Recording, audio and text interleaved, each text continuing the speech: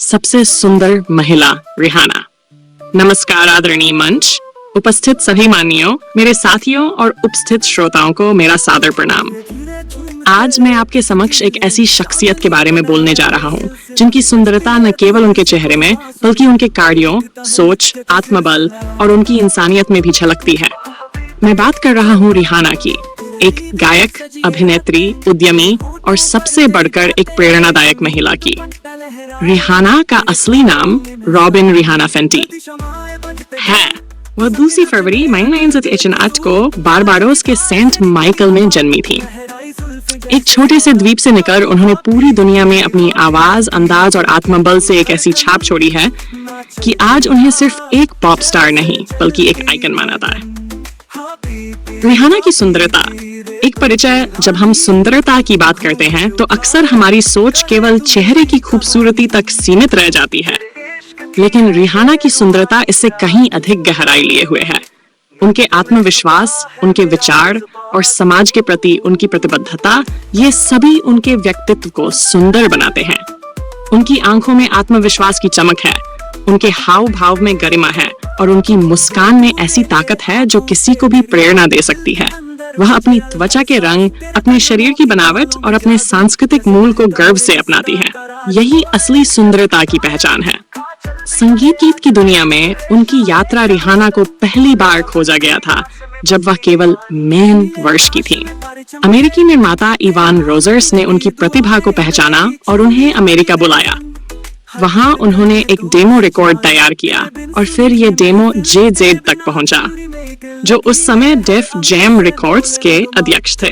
उनका पहला album music of the सन और फिर अ गर्ल लाइक मी ने उन्हें एक उभरते हुए सितारे के रूप में स्थापित किया। लेकिन असली क्रांति उनके तीसरे album good girl gone bad से आई, जिसमें अम्ब्रेला जैसे सुपरहिट गाने थे।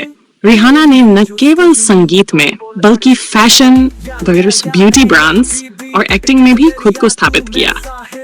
उनका ब्रांड फेंटी ब्यूटी सौंदर्य की पारंपरिक परिभाषाओं को तोड़ता है और हर स्किन टोन के लिए उत्पाद उपलब्ध कराता है। रिहाना का आत्मबल और संघर्ष। हर सफलता के पीछे संघर्ष की एक लंबी कहानी होती है। रिहाना का जीवन भी इससे अछूता नहीं रहा।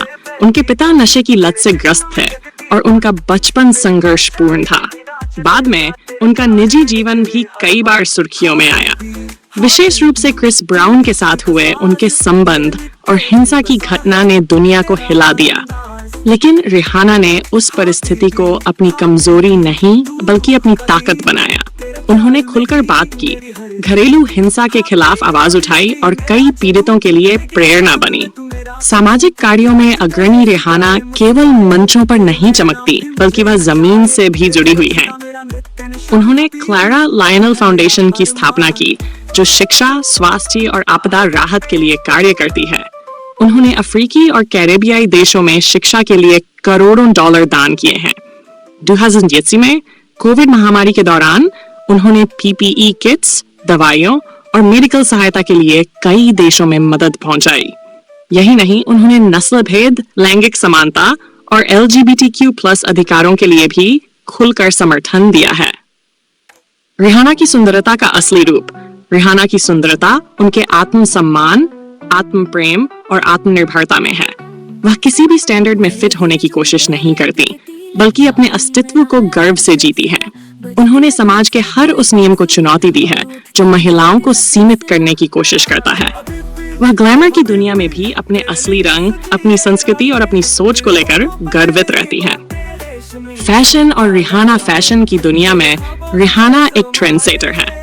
वह रेड कारपेट पर जो भी पहनती है वह अगले दिन सुर्खियों में होता है।